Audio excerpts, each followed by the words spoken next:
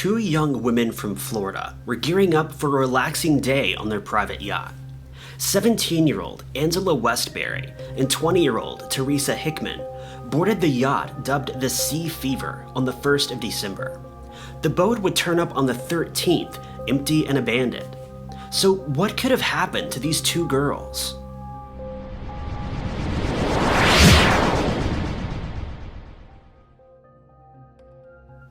This case was brought to my attention by a Redditor named BlairBench444, who posted about this story just a few months ago.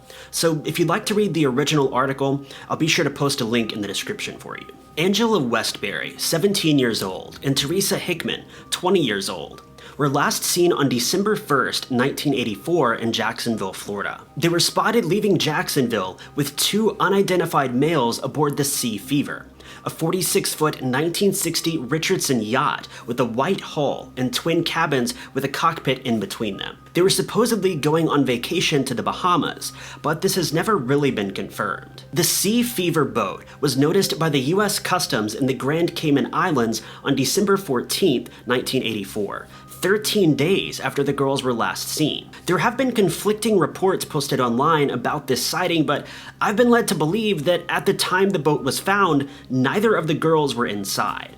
However, we don't really know anything about the two unidentified males, or whether or not they were still in the boat. Foul play is obviously expected, and most researchers agree that this is not a simple case of two young women being lost at sea. Angela's disappearance was officially classified as a non-family abduction. Angela was 17 years old in 1984 when this case took place. She was a white female and was very small for her age at 4'10" and 95 pounds with reddish blonde hair and blue eyes. Theresa's disappearance is classified as endangered and missing, according to the Charley Project. Theresa was 20 years old in 1984, though some reports do claim she may have been as young as 18. She was a white female with brown hair and hazel eyes, standing at 5'4" and 120 pounds. The Jacksonville Sheriff's Office is in charge of the case, but it's been sitting cold for a number of years. But this is where the case starts to get a bit strange, and the details don't really match up. According to the official records, Angela's disappearance is listed as December 1st, 1984. That pretty much confirms that she was not on the boat on the 14th of December when the boat was spotted near the coast of the Grand Cayman Islands. However, Theresa's disappearance is listed as January 16th of the following year. To make this even more interesting, in the early days of the case,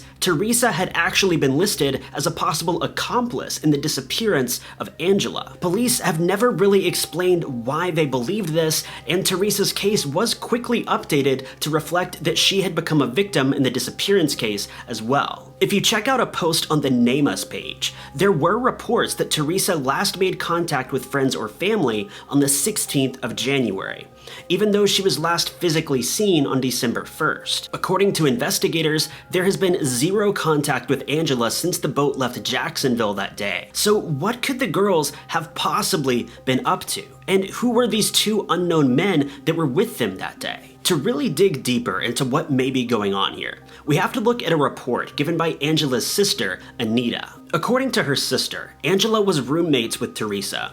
The two had apparently been working together for quite some time at a nearby Po Folks restaurant and planned on taking the yacht trip with a few guys who also worked there. Anita had been in New York at the time of her sister's departure, and she believes that her sister may have become the victim of a violent storm that rolled in while they were out on the yacht. When you look at weather records from that time period, there isn't any mention of a major storm aside from Hurricane Lily that would roll in on the 12th of December, though it was only a Category 1 hurricane, meaning it wasn't really severe at all, though I could definitely see how the storm may have been much more violent if you were stuck on a yacht in the middle of the ocean. This all brings us back to a few key points. Why was Theresa initially listed as being a suspect in the case? And why were the girls believed to have been abducted in the first place? From the evidence that's been released to the public, I personally find no reason to believe that the two may have actually been abducted. Yes, it is a bit odd that they would venture out on a yacht with two random men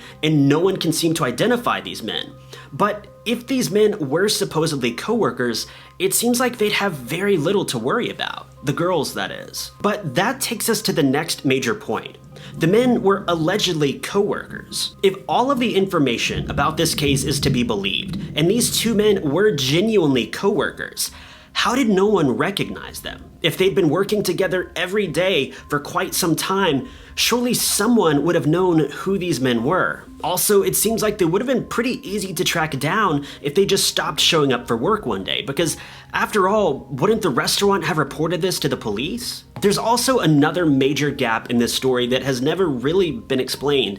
Who owned the yacht? If we're led to believe that this was merely a group of teens who were out on a yacht for a quick adventure for a few days, the boat had to have belonged to someone who was, at the very least, moderately wealthy. There's no way that this group of teens working minimum wage jobs at a soul food restaurant would have been able to afford a yacht like this. However, the owner of the boat is never mentioned in any of the write-ups. This makes me believe that a large portion of the information surrounding this case is either a blatant lie, or someone was simply led to believe something that wasn't entirely true.